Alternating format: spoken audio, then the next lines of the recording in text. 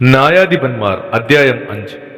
അന്ന് ദെബോരയും അബിനോവാമിന്റെ മകനായ ബാരാക്കും പാട്ടുപാടിയത് എന്തെന്നാൽ, നായകന്മാർ ഇസ്രായേലിനെ നയിച്ചതിനും ജനം സ്വമേധയാ സേവിച്ചതിനും യഹോവയെ വാഴ്ത്തുവിൻ.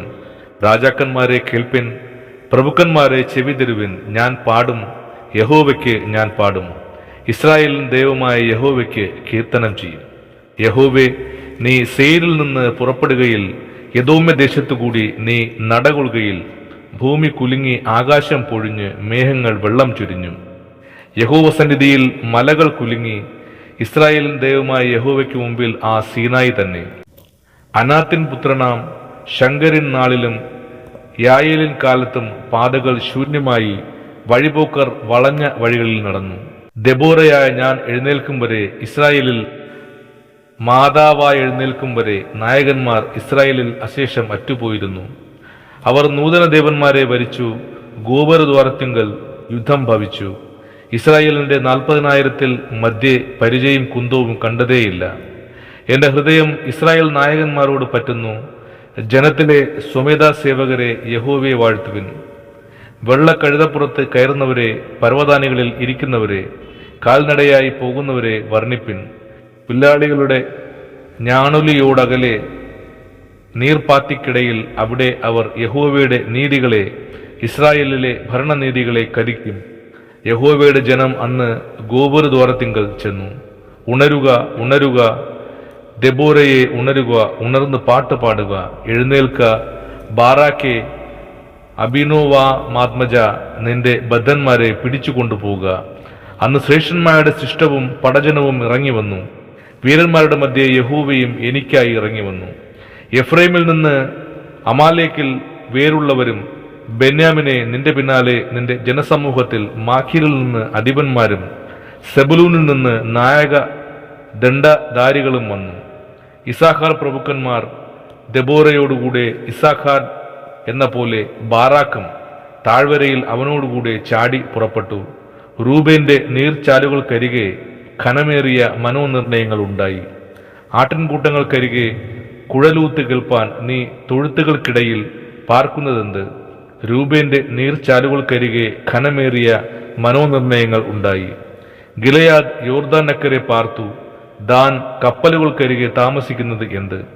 ആശേർ സമുദ്രതീരത്ത് അനങ്ങാതിരുന്നു, തുറമുഖങ്ങൾക്കകത്ത് പാർത്തുകൊണ്ടിരുന്നു. സെബുലൂൻ പ്രാണനെ ത്യജിച്ച ജനം, നഫ്താലി പോർക്കളമേടുകളിൽ തന്നെ. രാജാക്കന്മാർ വന്ന് പൊരുത്. താനാക്കിൽ വെച്ച് മെഗിദ്ദോ വെള്ളത്തിനരികെ കനാന്യ ഭൂപന്മാർ അന്ന് പൊരുതു. വെള്ളിയങ്ങവർക്ക് കൊള്ളയായില്ല. ആകാശത്തു നിന്ന് നക്ഷത്രങ്ങൾ പൊരുതു. അവ സിസേരയുമായി സ്വഗതികളിൽ പൊരുതു. കീശോൻ തോട്, പുരാതന നദിയാം കീശോൻ തോട് തള്ളിയങ്ങവരെ ഒഴുക്കി കൊണ്ടുപോയി. എൻ മനമേ, നീ ബലത്തോടെ നടകൊള്ളുക. അന്ന് വൽഗിതത്താൽ, ശൂര വൽഗിതത്താൽ കുതിരക്കുളമ്പുകൾ ഘട്ടനം ചെയ്തു. മേരോസ് നഗരത്തെ ശപിച്ചുകൊള്ളുവിൻ, അതിൽ നിവാസികളെ ഉഗ്രമായി ശപിപ്പിൻ എന്ന് യഹോവ ദൂതൻ അരുളി ചെയ്തു. അവർ യഹോവയ്ക്ക് തുണയായി വന്നില്ലല്ലോ. ശൂരന്മാർക്കെതിരെ യഹോവയ്ക്ക് തുണയായി തന്നെ. കേന്യനാം ഹേബേരിൽ ഭാര്യയാം യായേലെ നാരീജനത്തിൽ അനുഗ്രഹം ലഭിച്ചവൾ. കൂടാരവാസി, നീ ജനത്തിൽ അനുഗ്രഹം ലഭിച്ചവൾ. തണ്ണീർ അവൻ ചോദിച്ചു, പാൽ അവൾ കൊടുത്തു. രാജകീയ പാത്രത്തിൽ അവൾ ക്ഷീരം കൊടുത്തു. കുറ്റിയെടുപ്പാൻ അവൾ കൈനീട്ടി, തന്റെ വലങ്കൈ പണിക്കാരുടെ ചുറ്റികയ്ക്ക് നീട്ടി. സിസേറിയെ തല്ലി അവന്റെ തല തകർത്തു. അവന്റെ ചെന്നി കുത്തിത്തുളച്ചു. അവളുടെ കാൽക്കൽ അവൻ കുനിഞ്ഞു വീണു. അവളുടെ കാൽക്കൽ അവൻ കുനിഞ്ഞു വീണ് കിടന്നു. കുനിഞ്ഞെടുത്ത് തന്നെ അവൻ ചത്തുകിടന്നു. സിസേരയുടെ അമ്മ കിളിവാതിലൂടെ കുനിഞ്ഞു നിന്ന് നോക്കിക്കൊണ്ടിരുന്നു. ജാലകത്തിലൂടെ വിളിച്ചു പറഞ്ഞത്, അവന്റെ തേർ വരുവാൻ വൈകുന്നത് എന്ത്? രഥചക്രങ്ങൾക്ക് താമസം എന്ത്? ജ്ഞാനമേറിയ നായകിമാർ അതിനുത്തരം പറഞ്ഞു. താനും തന്നോട് മറുപടി ആവർത്തിച്ചു. കിട്ടിയ കൊള്ള അവർ പങ്കിടുകയല്ലയോ? ഓരോ പുരുഷന് 1-2 പെണ്ണുങ്ങൾ. സിസേരയ്ക്ക് കൊള്ള വിചിത്ര വസ്ത്രം, വിചിത്ര തയ്യലായ കൊള്ളയും കൂടെ കൊള്ളക്കാരുടെ കഴുത്തിൽ വിചിത്ര ശീല ഈ 2 കാണും. യഹോവേ, നിന്റെ ശത്രുക്കൾ ഒക്കെയും ഇവണ്ണം നശിക്കട്ടെ. അവനെ സ്നേഹിക്കുന്നവരോ സൂര്യൻ പ്രതാപത്തോടെ ഉദിക്കുന്നത് പോലെ തന്നെ.